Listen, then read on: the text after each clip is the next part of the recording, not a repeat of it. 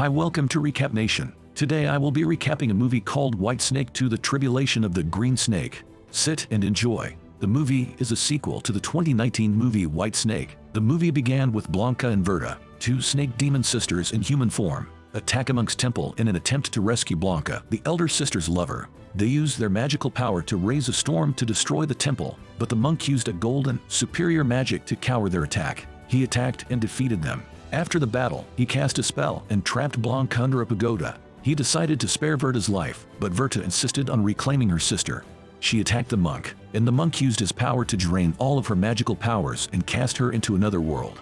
Verta wakes up in what looks like an abandoned city after an apocalypse. The cars are burned, and the buildings are empty and quiet. Before she can realize anything, a gigantic figure approaches her. When she tries to use her magical powers, she discovers that she no longer has any. Using her physical strength, she finds she cannot defeat the monster, so she begins to run for her life. After a few moments of chasing, she comes across a girl who points a gun at her, trying to kill her. But when she notices the monster chasing her, she decides to shoot the monster and try to rescue Verta. However, the monster is too strong and blocks all the bullets. As they try to escape, they become trapped in a building, and they are just about to be killed by the monster when cars start falling from the sky, crushing the demon. This is how they are rescued by a masked man. He drives them to a safe place and leaves. The girl introduces herself as Sun. She tells Verta that the place is called Exile and that she has been living there for a long time. She took Verta to her home base, the Octopus Territory. Sun goes on to explain that Exile is a realm made up of humans, monsters, and demons from different eras.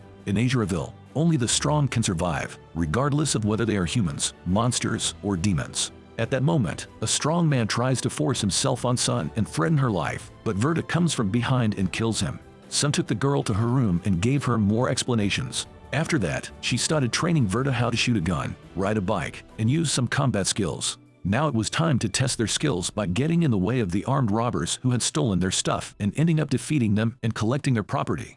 While they were resting on the roof in the evening, they began hearing the noise of hundreds of bike riders approaching their residence. They tried to escape through the door, but the enemies were already there. The giant octopus tried to stop them from entering, but he was not too strong. They blew up the door, took over the building, and started killing the people inside. Seeing that the building had been taken over by the enemies, Verta and her friend decided to escape to the roof and hide. Meanwhile, as the Oxhead and Horseface group were carrying out their operation, they collided with another mad group of Rakshas, who had demons and other humans in their group as well. They all stood on the streets of the city, each group ready to engage. As the leaders of the two groups exchanged blows of conversation, Sun and Verta emerged from their rooftop hideout to find the enemies already on the roof, so they decided to sneak out and grab their bikes. They both climbed onto their bikes and started to escape. The enemies chased them for a moment and used their weapons to attack. This time, Verta was hit and lost control of her bike. They both tumbled and fell in the middle of the battle arena. As Sun was about to recover, she was attacked and killed by the Oxhead demon. Seeing that her best friend had been killed, Verta became very angry and attacked the Oxhead demon. She hit him several times, but he eventually got hold of her, and as he was about to strangle her to death, she managed to use her gun and shoot him in the head, eventually killing him. As the two groups were about to engage in a battle, something mysterious began to happen. Wind began blowing, thunder began to destroy buildings, and human-like creatures began to come from the thunder and start eating every person they saw on their way. Everyone began to run for their lives, when suddenly the masked man appeared out of nowhere to rescue the girl again, but was stopped by the earthquake. However, the leader of the Rakshak came and rescued Verta, taking her to Rakshak Territory. In Rakshak Territory, other group members opposed her presence, saying that she was weak and hence a dead weight in the group. Verta was a skilled fighter and had to prove her worth. The Rakshak lady initiated the first attack, and the battle began. She used her flying skills to attack the girl several times, but the girl used her little knife and defeated the Rakshak. Simon was impressed by her skills and took her on her first expedition to get supplies from Foxy Boss. Before they reached the precious jade workshop, they had to cross several hurdles. When they finally arrived, they saw the masked man there. Verta had many questions about how she had ended up in Alstoville and how she could get out, and the fox demon answered her and took them to a pool. He told them that anyone who wanted to leave Ostroville could bathe in the pool and have their memories wiped. Just as they were about to leave, a fire kaplan storm arose, burning everything. Spirit demons began attacking them. A bite from them would turn one into what they were. They all made it to the pool safely, one of the demons chased after Verta, but just as the demon was about to spot the masked man, he blew a whistle to distract it. The demons began to chase after him, and one of them fell on him, and he began struggling with it. Verta rushed to help, piercing the demon, but the demon was not getting hurt. Simon quickly slashed the head of the demon with his sword and told them that they were impossible to kill unless their heads were cut off. When they reached the outside, they found out that they had to walk home because their car had been destroyed. Verta asked Simon to take the masked man along, since he had saved her life. Simon yelled at the man, saying he was nothing but a bad omen, but later decided to take him. When Verta and Simon returned to their base, they found the ox heads and horse heads attacking their group. They killed everyone off. Only Simon, Verta, and the masked man survived. As the three of them were on the move, spirit demons arrived again, and they began to escape.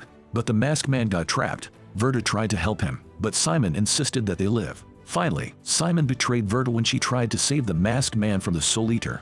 Verta felt betrayed by what Simon had done, and the masked man decided to show his face. Verta discovered that the masked man looked like her sister, whom she had been longing to see. After saving the masked man, she asked how her sister Blanka had ended up in a man's body. The masked man had not known his identity since the battle with the monk. They both decided to go to Foxy Boss to leave Azureville.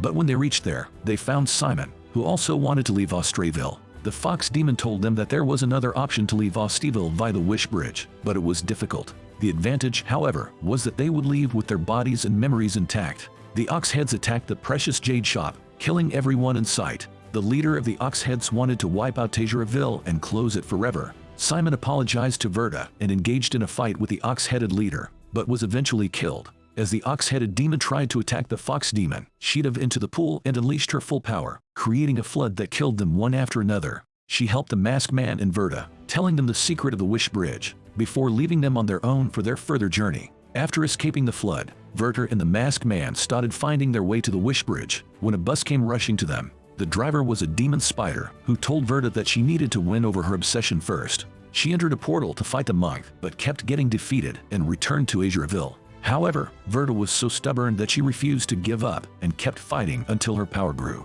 This time, she unleashed all her power in the form of a snake and the monk's power in the form of a bird. She defeated the monk and released a huge fire blast, demolishing the pagoda. Meanwhile, the ox leader followed them with the masked man's smell, having heard the secret of the Wish Bridge. As Verta and the masked man reached the end of the bridge, another Kaplan storm arose, awakening hundreds of Soul Eaters. The ox leader got bit by the Soul Eater and began transforming into one. Ox had bit the masked man, but he made sure Verta crossed the bridge before he was completely transformed. Verta left Azureville and landed in present-day China. As she walked down the street, someone called out her name, to which she turned and exclaimed Blanka's name. The movie ended at this exact moment without showing Blanka's face. What do you think of this movie? Comment below.